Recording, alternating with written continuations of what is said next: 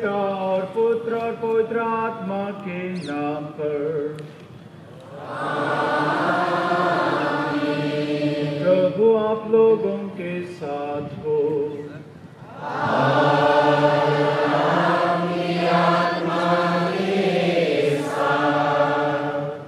प्यारे भाई और बहनों, चालीसा के आरंभ से आज तक हम लोग तपस्या तथा परोपकार के कर्मों द्वारा अपना हृदय तैयार करते आए हैं। आज हम सारी कलीसिया के साथ मिलकर अपने प्रभु के पास का रहस्य अर्थात उनके दुख भोग तथा पुनरुत्थान का समारोह आरंभ करने के लिए यहाँ एकत्र हुए हैं। इसी रहस्य को पूरा करने के लिए उन्होंने अपनी नगरी यरूशलेम में प्रवेश किया था। इसलिए आइए हम पूरी आस्था और भक्ति के साथ अपनी मुक्ति के लिए उनके इस नगर प्रवेश की याद करें और उनका अनुसरण करें। इस तरह उन्हीं की कृपा से हम उनके दुख भोग और मृत्यु में सम्मिलित होकर उनके पुनरुत्थान और जीवन के भी सहभागी बन जाएंगे।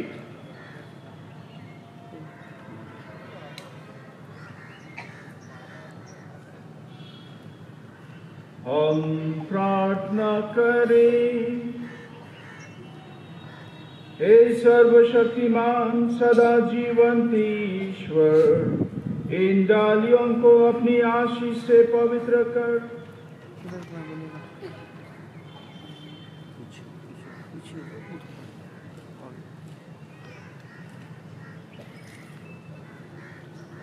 जैसे हम आज बड़े उल्लास के साथ राजा ख्रीस्त का अनुसरण कर रहे हैं, वैसे ही हम उनकी कृपा से एक दिन अनंत यरूशलेम में प्रवेश करेंगे।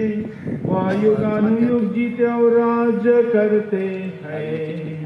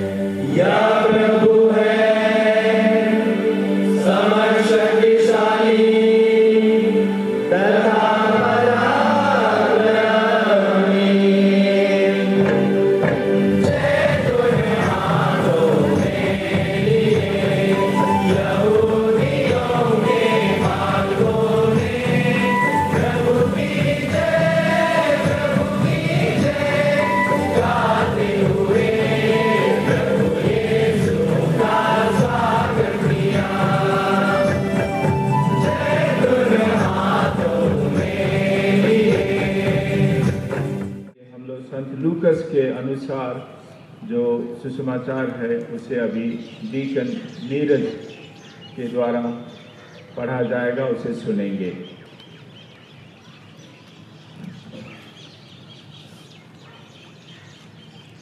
प्रभु आप लोगों के साथ हो।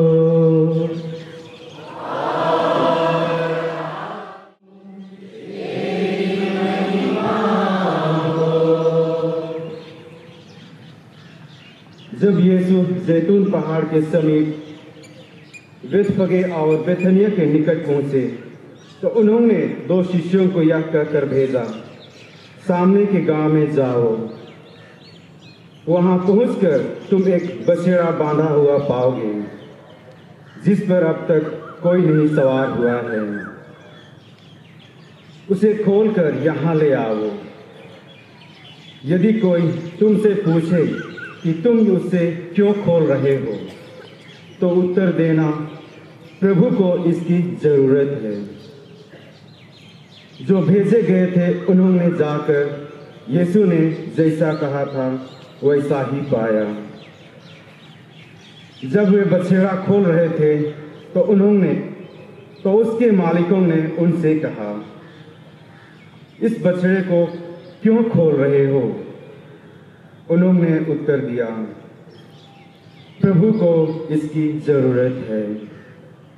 वे बछड़ा यीशु के पास ले आए और उस बछड़े पर अपने कपड़े बिछाकर उन्होंने यीशु को उस पर चढ़ाया। ज्यों-ज्यों यीशु आगे बढ़ते जा रहे थे, लोग रास्ते पर अपने कपड़े बिछाते जा रहे थे।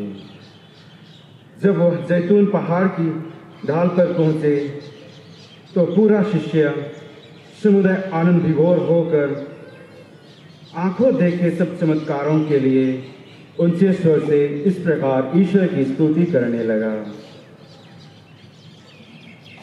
धन्य है वह राजा जो प्रभु के नाम पर आते हैं। स्वर्ग में शांति, सर्वोच्च स्वर्ग में महिमा। भीड़ में कुछ फरीसी थे। उन्होंने यीशु से कहा, गुरुवर, अपने शिष्यों को डांटिए। परंतु यीशु ने उत्तर दिया, मैं तुमसे सच कहता हूं, यदि वे चुप रहे तो पत्थर ही बोल उठेंगे। प्रभु का सुसमाचार।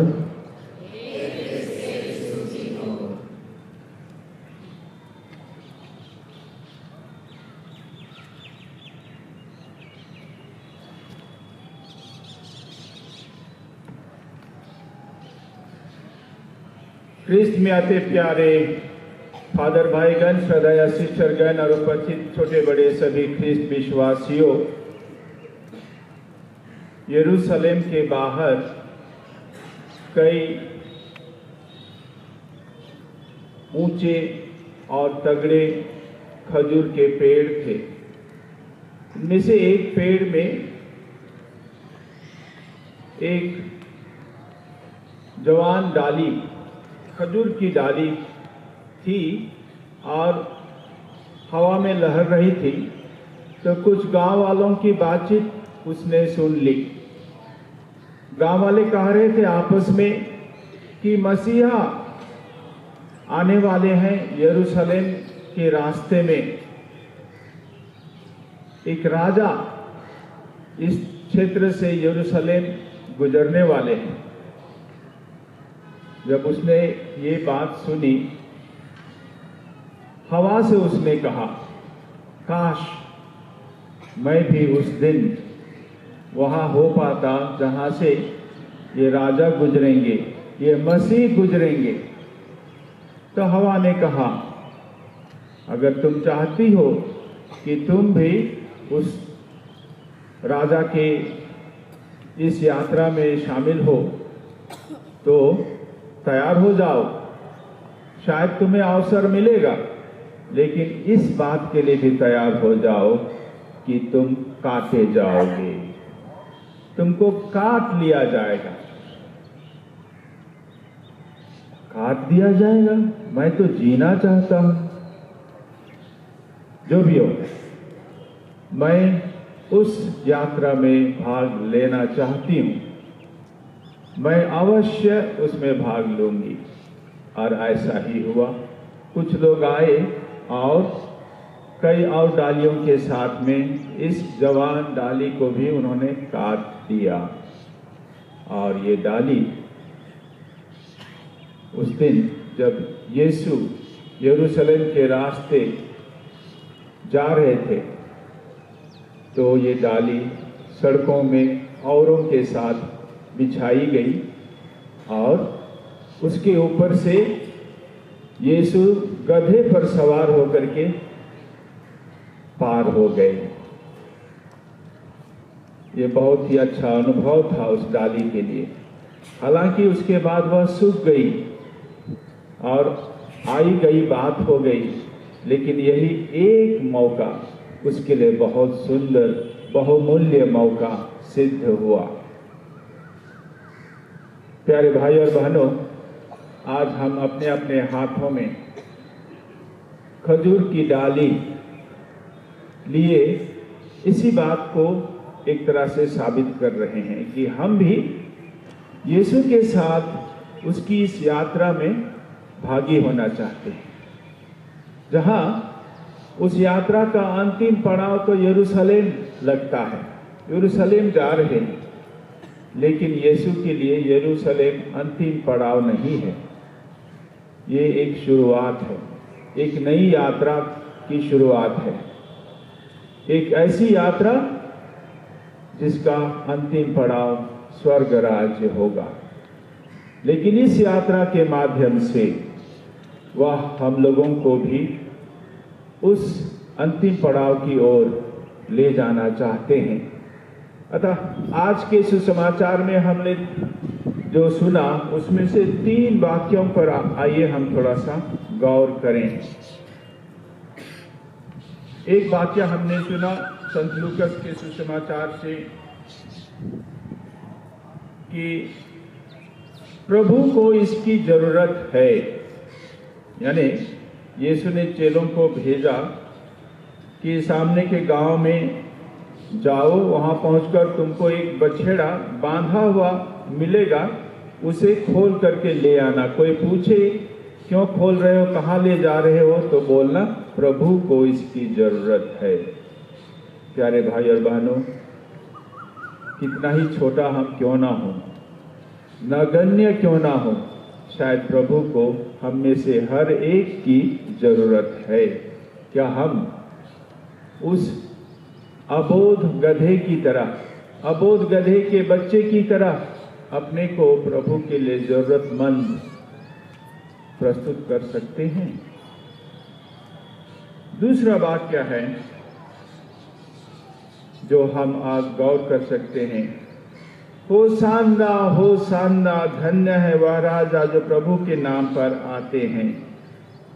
ये होशाना केवल महिमा का शब्द नहीं है, इसका और एक माने है।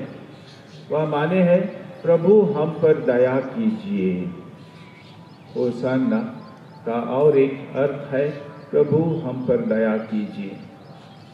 यानी ईश्वर की जरूरत हम में से हर एक को है। हम पर उसकी दया हो, ये हम चाहते हैं। इस दुख भोग के रास्ते में आज हम प्रवेश कर रहे हैं। मनन चिंतन करते हुए आइए हम भी ईश्वर की उपस्थिति, ईश्वर का प्रभाव हमारे ऊपर पड़े, इसके लिए हम अपने को तैयार करें।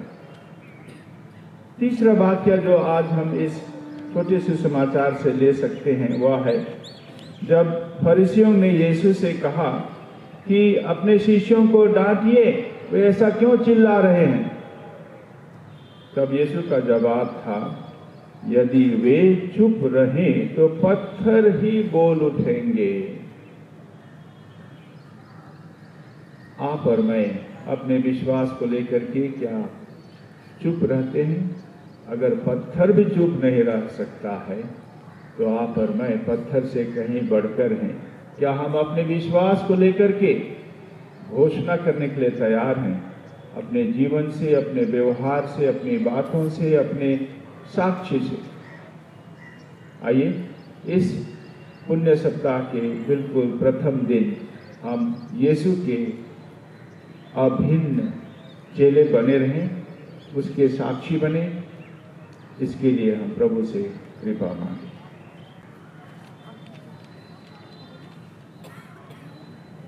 प्रिय भाई और बहनों, यरूशलेम के निवासियों की तरह हम भी यीशु ख्रीस्त का जय जयकार करते हुए शांति पूर्वक जुलूस निकालें। ख्रीस्त के नाम पर आमीन। अभी हम सभी को आगे बढ़ेंगे,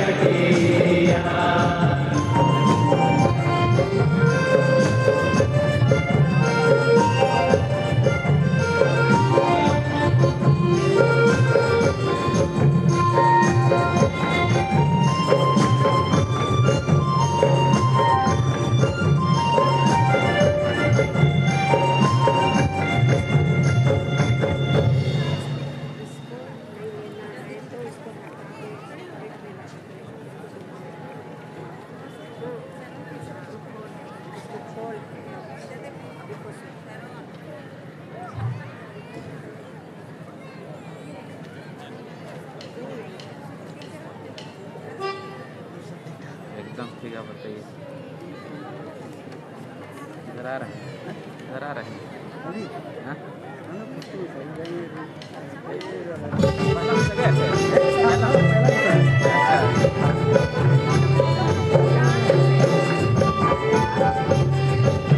हाँ, ड्यूटी नहीं है।